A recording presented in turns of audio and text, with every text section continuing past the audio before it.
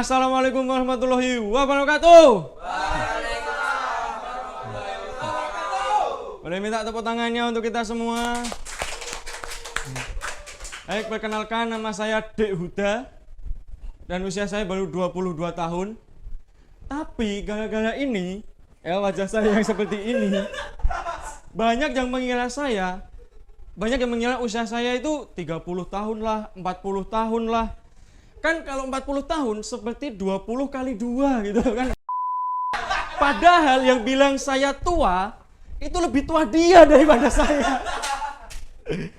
Yang bilang saya tua itu, mukanya itu broken face itu. Ya, dan saya kuliah di UNESA. Tapi kenapa kok saya stand up di Unigoro? Karena saya di UNESA, stand up saya tidak laku. Tidak laku. Saya juga tidak laku. Serius. Saya juga tidak laku. Terbukti karena apa? Sebetulnya cewek-cewek di UNESA itu cantik-cantik. Sayangnya cuma satu. Gak ada yang mau sama saya. Dan saya kuliah di jurusan psikologi. Dan saya merasa beruntung dan bersyukur bisa kuliah di jurusan psikologi. Karena merasa nggak salah jurusan. Coba bayangkan saya kuliah di jurusan sejarah. Dengan wajah saya yang seperti ini, kuliah di jurusan sejarah. Waktu ada tugas penelitian, bukan saya yang meneliti, tapi saya yang diteliti. Saya dianggap prasasti lah, saya dianggap aca lah. Padahal kan saya pecahan relief. Sudah patut untuk dimasukkan ke museum.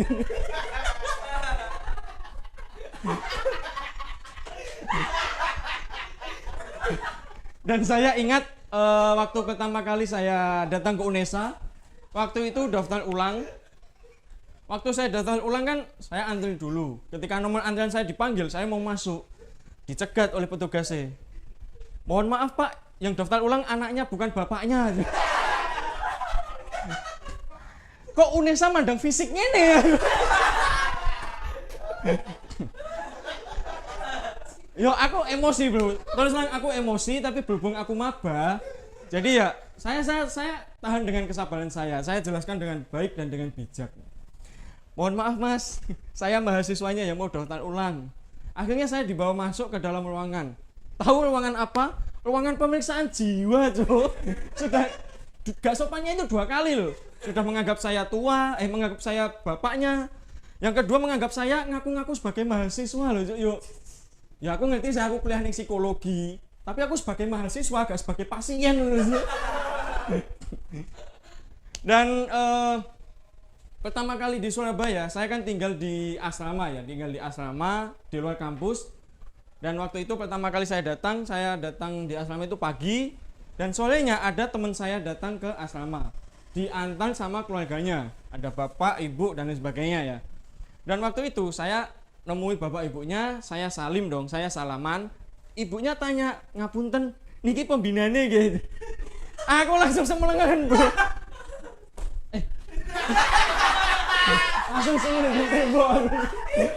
Langsung semelengan tembok, ya Allah kok tuwek banget loh. Padahal aku koncone anake, kenapa kok dianggap seangkatane loh.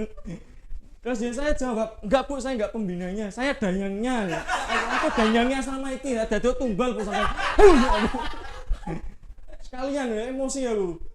Dan besoknya saya kan ke minimarket di Surabaya sana ya. Sama teman saya pergi belanja untuk kebutuhan di Surabaya.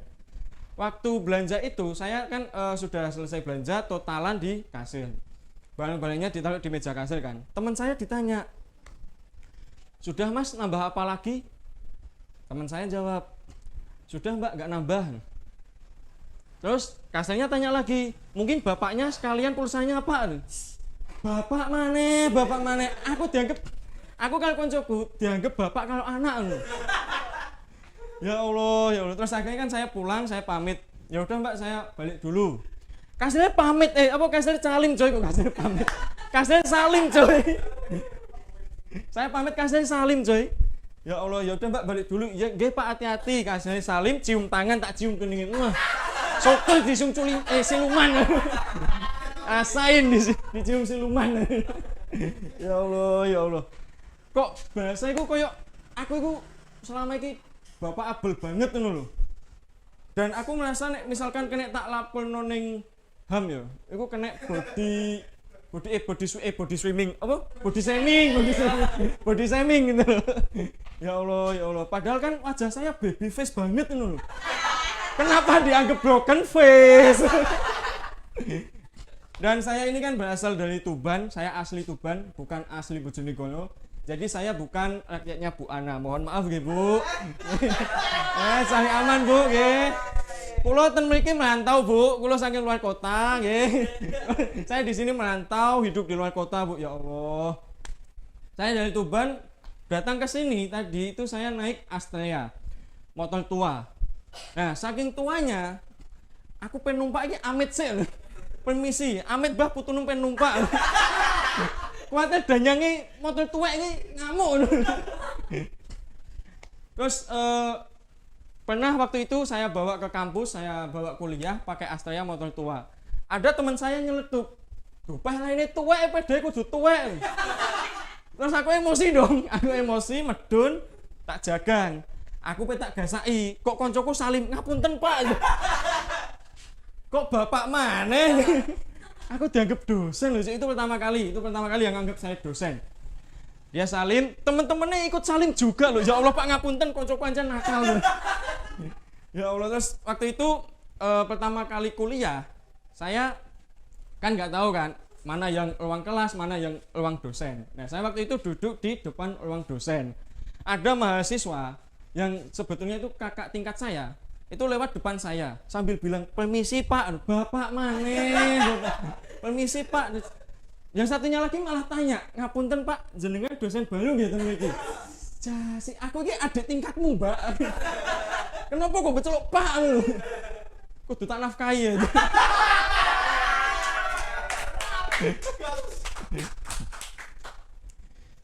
Terus dan saya ini juga jomblo ya. Meskipun wajah saya seperti ini, tapi saya jomblo. Dan 3 tahun terakhir ini memang saya menderita cacat tuna asmara, bro. Ya jomblo kuwi lah. Kata gue tuna asmara itu jomblo iku lah. Dan tapi di 3 tahun terakhir ini saya tidak terus putus asa gitu enggak. Saya tetap mengasah skill untuk PDKT pada cewek. Mengasah skill PDKT ke cewek. Dan enggak hilang skill saya. Waktu itu pernah saya nembak cewek. Dia masih SMK. Adik kelas di organisasi itu. Dia masih SMK, saya tembak. "Dek, sampean belum jadi pacarku." "Ngapunten Pak, kula tasik neng." Bapak maneh. Terus ya, ketika ada yang bilang wajah saya tua, itu langsung aku ngerasa sing kena mental kok gak aku, bro. Wajahku sing kena mental. Wajahku kena mental. Terima kasih, saya Deuda.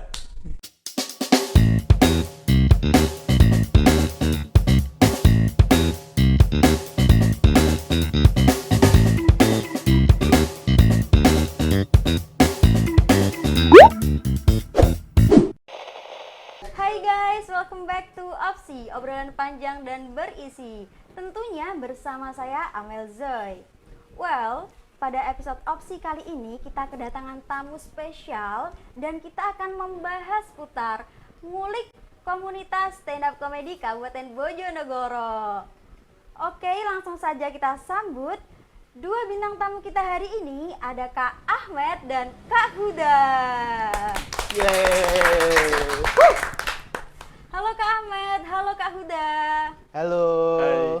Oke Kak, ngomong-ngomong tentang dunia stand up comedy nih, berapa lama sih Kak Huda dan Kak Ahmed ini menekuni bidang dunia hiburan stand up comedy ini? Kalau dari saya ini menekuni sudah dari tahun akhir 2012 lah. Wow, tapi habis cukup itu lama ya, Kak? 2014 itu vakum sampai 2018 lah baru stand up lagi. Wah, cukup lama. Kalau Kak Huda sendiri? Kalau saya ini baru terjun di dunia stand up comedy ini mungkin ya kira-kira 2018-an mungkin. Lulus sekolah saya baru terjun di dunia stand up comedy. Angkatan rang 18. Cukup lama sih. Baru kalau saya masih dibilang apa ya masih baru tapi lebih lama Mas Ahmed. Mas Ahmed, oke. Terus ini kapan sih Mas Huda dan Mas Ahmed ini mulai tertarik dengan dunia stand up comedy itu? Awalnya coba-coba diajak paman ke kota. Kenapa pansulan terus? Ditawari kerja di kafe waktu Iya. itu. Enggak. Awalnya itu ya waktu lulus sekolah kan 2012 itu kan. Nonton ini YouTube-nya Radit itu loh. Raditya Yang Dika ya? stand up-nya Radit, terus nonton Gilang Baskara, kok kayaknya bisa kayak gini. Terus pas ke Malang itu nyari-nyari komunitas itu. Akhirnya ketemu, gabung waktu itu akhirnya. Kalau Kak Huda sendiri? Kalau tertariknya mungkin ya sejak itu apa? Suci 4 kalau nggak salah. Suci 4 waktu naik daunnya Dodit Mulyanto itu. Waktu itu ya mulai tertarik aja di situ dan saya juga apa suka hobi bercanda gitu loh. Hobi bercanda sama teman-teman, terus saya coba terjun di dunia stand up gitu aja. Dan akhirnya ya 2018 baru kesampaian gitu. Hebat sih Mas. Dan ini untuk historinya stand up komedi Bojonegoro ini gimana sih Mas? Kalau awalnya itu kan dulu ada senior namanya itu Mas Yuda. Mas Yuda. Mas Yuda itu dulu stand up Malang sama saya, kuliahnya juga sama di UB. Terus dia itu magang di Bojonegoro. Habis itu di sini kan kayaknya mungkin karena sudah keseringan stand up kan di Malang. Akhirnya di sini gimana kalau bikin stand up di sini? Akhirnya ngajak anak-anak, ngajak teman-teman yang di sekitar Bojonegoro buat bikin. Itu kalau nggak salah tanggalnya 17 Juni atau Juli 2013. tahunnya 2013. 2013. Itu awalnya itu. Jadi dari perantauan yang di Malang lah balik ke sini bikin komunitas. Hebat sih Mas. Udah sampai sekarang ya, dari 2013 sampai 2021. Iya. Iya. Banyak vakumnya tapi. Untuk kegiatannya nih, apa aja sih Mas kegiatan stand up komedi itu di Bojonegoro? Kalau kegiatan ini dulu waktu awal-awal itu masih sering namanya open mic. Cuma untuk akhir-akhir ini karena ini Mbak ya kendalanya itu anggota-anggotanya itu kan dulu waktu masuk komunitas itu 2013 masih SMA. Nah, pas 2016-an itu kan udah keluar mereka. Jadi merantau semua. Akhirnya Jadi hilang gitu satu ya? persatu. Akhirnya kalau open mic sekarang 1 bulan sekali. Kalau dulu kan 1 minggu sekali. Sekarang 1 bulan sekali open mic. Sebulan sekali. Biasanya nih temanya apa aja sih yang dipakai buat kegiatan tersebut? Kalau tema ini biasanya kembali ke keresahannya masing-masing, Mbak. Kalau saya kan bahas kejelekan, bahas jomblo, kayak gitu. Kalau Mas Huda? Kalau saya tadi kan seperti yang bahas tentang ketuaan wajah saya itu tadi, terus jomblo juga mungkin. Terus mungkin ya ada yang membahas keresahan-keresahan pribadi entah itu kemiskinan ataupun pengangguran dan lain sebagainya gitu loh di teman-teman juga. Terus nambahin untuk kegiatan tadi itu dulu sudah pernah ada event atau ada show-show di Bojonegoro itu ada Pernah ngundang Dodit juga kita nih. Dodit juga Tahun di Sun 1 ya. 2014. Ya. 2014 Mas? Ya, 2014 ngundang Dodit Dodit. Mulyanto. Terus 2016 ada Sukros, itu stand up comedy roadshow. Ini kegiatannya seluruh komunitas stand up yang ada di Jawa Timur. Jadi nanti ada yang di Dari roadshow dari Malang, dari Surabaya, dari Jombang, Kediri, terus ke Bojonegoro. Pokoknya muter kota-kota di Jawa Timur yang ada ininya komunitas stand up-nya. Bergilir gitu ta Mas? Iya. Dulu waktu di sini tuh ada ini Dono Pradana sama Mas Bobi. Dono Pradana yang sekarang ini komedi Sandi itu loh. Yang Jawa itu. Yang Itu lagi- sebelum Iya, terkenal iya. dulu pernah kesini dulu. Terus 2018 kita juga Zawin. ngundang Zawin. Zawin. Zawin. Nah itu Zawin itu 2018 awal-awal dia bikin YouTube yang naik gunung. Itu subscribernya masih puluhan ribu. Habis dari Bojonegoro membludak jadi 100.000. Wah, langsung ratusan ribu lah. Nah itu nyeselnya anak-anak itu. Kenapa ngundangnya kok pas belum famous banget gitu loh. Pas sudah famous orang-orang nanya, Mas coba ngundang Zawin. Padahal sudah Padahal sudah pernah. Padahal sudah pernah gitu. Dan gak laku waktu itu tiketnya. Masa callback lagi kan? Bisa nih Mas kalau tahun depan itu ngundang Raditya Dika atau siapa Waduh, gitu kan? keberatan kalau Raditya Dika. Mungkin ya inilah budgetnya. Jadi, Iya. budgetnya ya. Budgetnya lah apalagi. Budgetnya langsung belak-belakan Mas ya. Kalau Radit ya budgetnya lah sama waktunya. Mungkin kalau Ya mungkin dia full ya. iya kalau Selain mungkin Radit, komika-komika nasional lainnya bisa lah. Bisa. Terus nih Mas, untuk harapan kedepannya ini apa sih? Buat Harapannya- stand up comedy itu di Bojonegoro? Ini menemukan regenerasi, bibit-bibit baru gitulah, Mbak. Soalnya apa ya? Ini loh. Ada anak baru gabung, Iya. open mic 1 kali, nggak lucu. Dia besoknya nggak balik lagi. Jadi gitu terus nggak ada yang mau bertahan loh sampai belajar. Kalau dulu itu kan anak-anak nggak lucu. dia balik lagi, gimana sih caranya aku bisa lucu? Kena mental langsung. Ya, gitu kena mental itu. Sekarang tuh. Panik gak itu. Iya itu sih mungkin ketekunan meskipun kita sudah generasi terus ketekunan gitu. Harapan dari teman-teman yang penting istiqomah, telaten, tekun di dunia stand up comedy Bojonegoro ini mungkin. Gitu sih. Cukup menarik ya Mas. Udah lama juga ya Iya. di dunia hiburan tuh. Dan ini bisa ada kesan pesannya untuk generasi muda yang sekarang buat mempertahankan stand up comedy di Bojonegoro ini Mas. Ya inilah, kalau misalnya gabung komunitas gak lucu, gak apa-apa lah bertahan. Dicoba lagi, belajar lagi. Kalau misalnya sampai 3 bulan belum lucu, ya minimal bisa bantu-bantu lah kalau ada acara. Ngangkat kursi, jaga tiketing, jual-jual tiket, masih bisa dimanfaatkan kok ketidaklucuan kalian. Oh ya, ini untuk kegiatan selanjutnya kita juga bakalan ada lomba, Mbak. Lomba apa Mas kira-kira? Lomba stand up. Lomba Tapi stand up untuk pastinya, lomba stand up ya, pastinya. untuk menjaring bibit-bibit baru yang ada di Bojonegoro. Tapi untuk infonya kita masih keep dulu. Jadi pantau terus IG-nya Stand Up Indo Bojonegoro sama Twitternya. Oke Mas. Jangan lupa di-follow juga ya Iya. IG-nya mungkin. Oke menarik nih Mas Huda dan Mas Ahmed, terima kasih banyak ya buat waktunya udah hadir di Opsi. Dan juga terima kasih buat teman-teman semua yang udah nonton Opsi episode sore hari ini. Jangan lupa dan jangan bosan buat nonton Opsi di YouTube Universitas Bojonegoro. So see you, bye bye.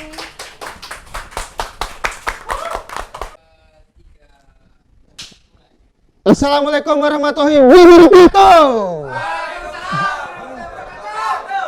Perkenalkan, saya Ahmed dan saya ini anak gaul jembatan Sosrodoyogo. Saya ini suka heran ya, kenapa orang-orang Bojonegoro itu suka banget namanya nongkrong di jembatan. Kita telah dari zaman dulu. Ada namanya jembatan Kali Ketek. Ini dibuat nongkrong. Sekarang dibangun jembatan baru, jembatan Sosrodoyogo juga dibuat tempat nongkrong. Saya takutnya ya, kalau kebiasaan nongkrong di jembatan ini terbawa sampai mereka meninggal. Jadi nanti pas kiamat gitu kan, seret, perjalanan menuju akhirat ini, menuju surga dan neraka ini macet. Pas ditanya orang, mas, apa mas kok macet ini? Iku mas arek Bojonegoro nongkrong-nongkrong ning Siratal Mustaqim. Wah, terima kasih bantu tawa. Tepuk tangan dulu. Selain itu, Bojonegoro juga terkenal dengan panas. Bahkan sampai panasnya ini, Bojonegoro sampai bisa dibuat simulasi padang mahsyar. Nanti kalau kita dibangunkan dari kubur, seret, pas padang mahsyar itu kan matahari 1 jengkal dari kepala. Nanti kalau orang-orang kepanasan, kalian ada lihat orang-orang jalannya santai, itu kalian tanya, mas Bojonegoro ya mas ya? Sudah pasti itu Bojonegoro itu. Ini kita jangan membahas ya, nggak boleh ya ini. Nggak boleh, tidak boleh dibahas. Saya takutnya kalau mas-masnya ini, kru-krunya ini nanti besok bikin status info locker lur. Aduh. Kalau bahas baju nggak apa-apa mas ya, bahas baju. Saya ini fans nih baju dari kecil. Bajunya, yang tahu nih, dia ini presenter jimat. Jadi dulu baju ini pernah bikin merch. Terus kayak artis ini, dia merch baju. Bikin merchandise, kaos jimat. Katanya kaos ini sudah diasmai atau didoai. Jadi kalau kita pakai kaosnya ini terhindar dari mara bahaya katanya. Pernah dan saya sama teman saya pesen dibuat naik motor. Kebut-kebutan teman saya kecelakaan ketabrak truk. Pas dicek, kaosnya nggak apa-apa. Kaosnya nggak apa-apa. Teman saya meninggal teman saya. Yang diasmai kan kaosnya, bukan teman saya, bukan orangnya. Ini kalau di Unigoro ini paling jauh ini desa mana ini? Desa Sekar katanya, Sekar. Paling desa, Sekar ini. Seperti briefing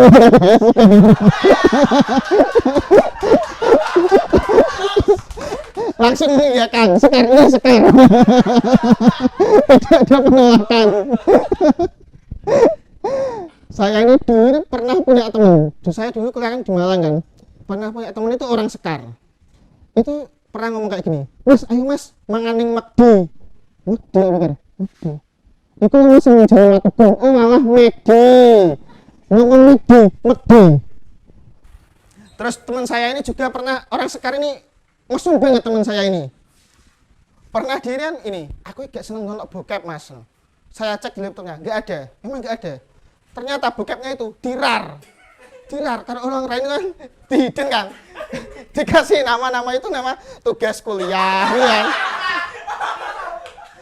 Kalau dia dirar, nama filenya apa coba? Colilullah. Astagfirullahaladzim ini. Orang Sekar itu, orang Sekar. Sekarang saya ini apa mau membahas ini kecemburuan saya. Sebagai orang jelek itu paling gak enak itu kalau kita ngajak keluar cewek. Masnya ini pasti ngerasakan karena saya lihat di sini rata-rata ya seperti saya orangnya. Kalau orang jelek ngajak cewek keluar tuh cuma ada dua kemungkinan. Kemungkinan pertama dia itu nolak tapi nolaknya langsung. Ada juga yang mengiyakan tapi nolak. Nolaknya ini pas hari H. Bukan H beberapa hari, H beberapa jam malahan. Alasannya itu ada aja alasannya. Pertama, sepurane mas, aku moro-moro enek acara. Acara apa cok sing moro-moro? Oh, acara apa sing moro-moro? Gak ono acara moro-moro. Pembentukan panitia gak ono. Bahas ADART gak ono. Kok moro-moro enek acara? Acara apa cok sing moro-moro? Apa gak butuh penggalangan dana wong itu? Ada lagi juga alasan itu ini kayak gini. Sepurane awakku moro-moro gak enak. Iya pasti ini yang paling sering ini, klise sekali. Awakku moro-moro gak enak. Saiki wong loro, kabeh loro kene penyakite. Awak dhewe loro pilek kakean ngombe es, ya kan? Mas iki kena AIDS kakean. Editor bekerja. Saya ini bingung, kenapa tiap kali saya ngajak keluar cewek, kenapa dia itu alasannya selalu sama. Sepurane awakku moro-moro loro, ngajak keluar lagi sepurane awakku moro-moro gak enak. Kenapa setiap cewek yang saya ajak keluar ini sakit? Apa jangan-jangan saya ini sumber penyakit? Ini materi aman ini ya mas ya, materi aman. Sangat aman. Terus saya ini dulu kuliah di Malang ini nggak selesai. Ini buat teman-teman yang masih kuliah, tolong kuliahnya diselesaikan itu ya. Karena nggak ada ini, orang tua itu kebanggaan orang tua paling bangga itu kalau kita melihat anaknya itu wisuda orang tua itu. Jadi tolong diselesaikan, jangan kayak saya teman-teman ya. Saya itu pernah merasakan depresi waktu nggak lulus itu. Jadi semester 7 itu saya tuh cuma di kosan. Ada teman saya ngetok-ngetok pintu, Met, ayo Met, kuliah Met, skripsinya di Berno. Wes telek gun. Ada yang ngasih motivasi itu. Gak mampu, sampai akhirnya ada teman saya datang, duk, Met, apa maneh, motivasi maneh, gak butuh aku. Enggak, aku ngerti Akbar ya Met. Apa Akbar? Arek lu wis di DU. Semenjak itu saya mendengar ada orang yang lebih bodoh daripada saya, di DU lebih dulu dari saya menjadi semangat lagi menjalani hidup. Jadi itu teman-teman, kunci motivasi hidup itu bukan ini, bagi dari kegagalan itu bukan motivasi, bukan kata-kata bijak, tapi melihat orang yang lebih gagal daripada kita. Itu motivasi, teman-teman. Wah, selain itu, saya ini juga melek politik. Wah. Padahal materinya cuma satu ini. Saya ini melek politik. Dulu ini ada kasus Setia Novanto. Beliau ini 15 miliar. Dihukum cuma 5 tahun penjara, teman-teman. Sedangkan orang nyuri sendal juga 5 tahun penjara. Apa harga sendal ini 15 miliar? Yang lebih aneh lagi apa? Nyuri sendal ini 5 miliar. Sedangkan memperkosa cewek itu 15 tahun penjara. Nyuri sendal 5 tahun ya kan? Memperkosa cewek 15 tahun. Ini artinya apa? Harga diri wanita Indonesia itu setara dengan 3 pasang sendal. Saya Ahmed, terima kasih.